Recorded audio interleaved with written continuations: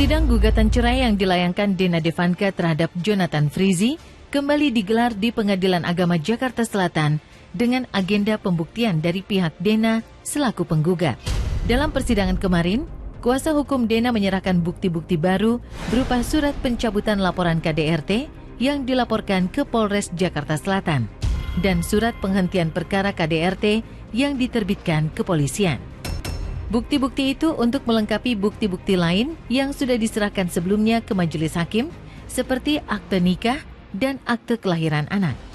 Sayang, seperti sidang sebelumnya, baik Dena maupun Ijong tidak hadir di persidangan dan hanya diwakili kuasa hukum masing-masing. Yang pasti bukti perceraian, pertama akte nikah, kedua akte kelahiran anak.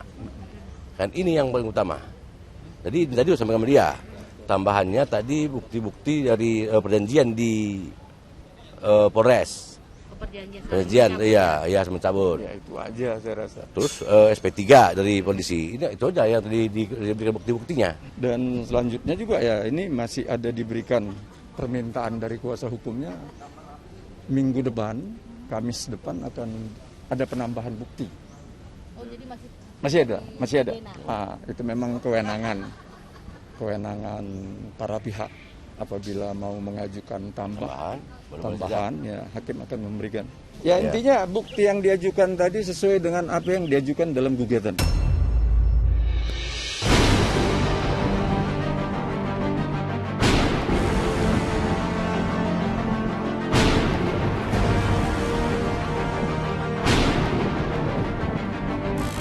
Ketidakhadiran Dena Devanka dan Ijong di persidangan kembali mencuatkan kabar bahwa keduanya memang sama-sama menginginkan perceraian. Dena sendiri mengungkapkan hal itu ketika mengajukan gugatan tanggal 30 Agustus 2021 silam. Tak ada lagi yang bisa dipertahankan. Percakapan romantis Ijong dengan seorang wanita membuat Dena patah arang dan akhirnya memilih untuk mengakhiri semua yang sudah mereka lalui. Kini Dena memilih untuk berpisah dan meminta hak perwalian atas ketiga anaknya. Dena ingin menghabiskan waktu bersama anak-anaknya setelah tak bersama Ijong lagi. Namun sayang, keinginan itu pun digugat Ijong. Melalui kuasa hukumnya, Ijong mengajukan hak pemeliharaan atas ketiga buah hatinya. Saya rasa perwalian itu sama seperti saya katakan di gugatan. Di gugatan itu kan sudah dikatakan mereka minta hak perwalian. Di dalam gugatan itu tidak ada diajukan hak untuk pemeliharaan, hak asuh. Jadinya kita yang selaku, atas dasar itu kita gugat rekonvensi saya katakan tadi. Nanti kemana ini hak asuh? Itu aja. Jadinya ya itu intinya. Ya, yang jelas secara hukum Islam ataupun hukum negara, anak yang masih di bawah umur masih tetap perawatannya diberikan kepada ibunya, tapi perwalian tetap kepada bapaknya. Tentu itu dengan berbagai pertimbangan-pertimbangan, andai terjadi hak asuhnya juga jatuh kepada bapaknya. Tentu dilihat, hakim akan menilai kecakapan apa yang dimiliki seorang bapak ini sehingga dianggap layak dan mampu mengasuh seorang anak yang masih di bawah umur. Idealnya memang ya diasuh bersama, kan itu. Yang ideal lagi nggak usah ada perceraian, kan gitu kalau bicara ideal. Tapi kan suatu hal yang tidak bisa dihindari perceraian itu. Karena apa? Karena sudah buntu, tidak menemukan kesepakatan lagi, sudah berbeda prinsip. Tentu mereka yang lebih tahu alasannya apa sehingga terjadi perceraian. Tapi saya sarankan pertimbangan bagaimana memikirkan anak ini lebih baik. Dan yang paling baik adalah diselesaikan dengan cara kekeluargaan.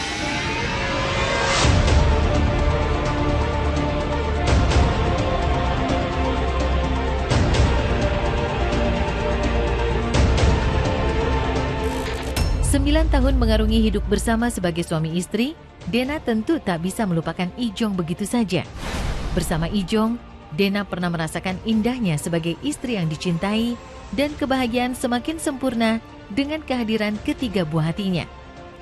Namun harmoni itu ternyata hanya sesaat.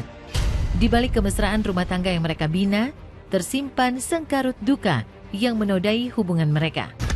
Tak ada hujan, tak ada badai. Bulan Mei 2021 silam, Dena tiba-tiba mendatangi Polres Jakarta Selatan untuk melaporkan dugaan KDRT yang dilakukan oleh Ijong. Tak terima dituding melakukan kekerasan, Ijong pun membuat laporan balik. Tudingan Ijong itu turut didukung sang paman Beni Simanjuntak.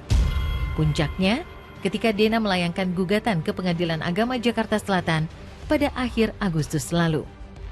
Laporan Polres lagi berjalan, masih berjalan sekarang sampai sekarang. Doain aja semoga baik-baik, nggak ada yang aneh-aneh, biar kebenaran aja yang terungkap.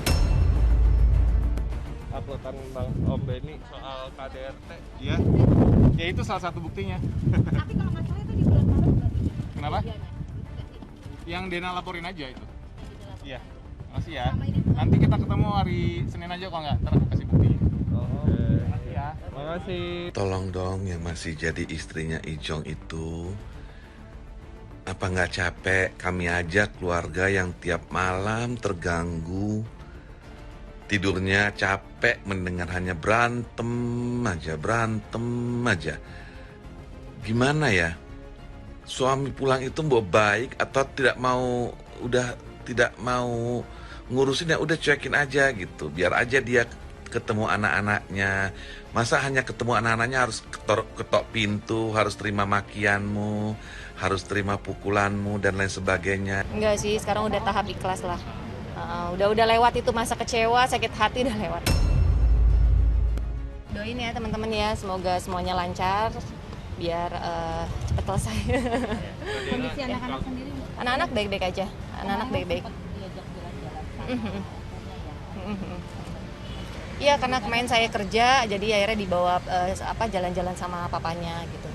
Nggak masalah, kita ini kok, maksudnya kalau papanya bisa silahkan.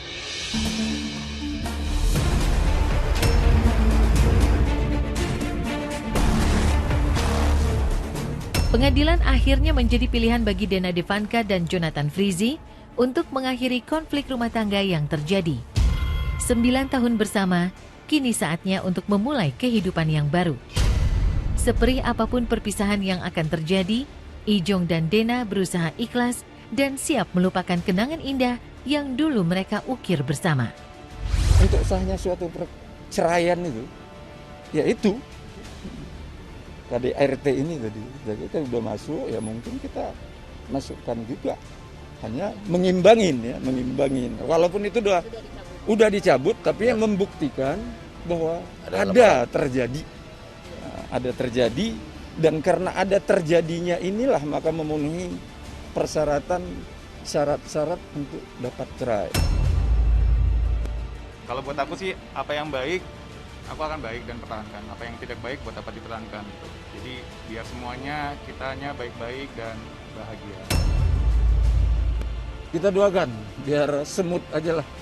Biar Sampai hari ini belum ada kabar lah. Sampai hari ini belum ada kabar. Ya, biar selesai dengan baik-baik, kalaupun harus terjadi perceraian. Mari kita pilih terbaik dari yang terbaik di Indonesia Dangdut Awards 2021. Dominasi penyanyi dangdut pendatang baru wanita terpopuler Intan Caca ketik Ida spasi D1, Jan Lida ketik Ida spasi D2, Lala Widi ketik Ida spasi D3, Belly Lida ketik Ida spasi D4, Mia Lida ketik Ida spasi D5, Ratna Lida ketik Ida spasi D6, Sulis Lida ketik Ida spasi D7, Syahiba Saufa ketik Ida spasi D8, Fitra Alfia ketik Ida spasi D9, Yeni Indra ketik Ida spasi D10. Polling SMS dan video dibuka mulai 30 Oktober sampai 1 Desember. Siapa pemenang penyanyi dangdut pendatang baru wanita terpopuler di Indonesia Dangdut Awards 2021?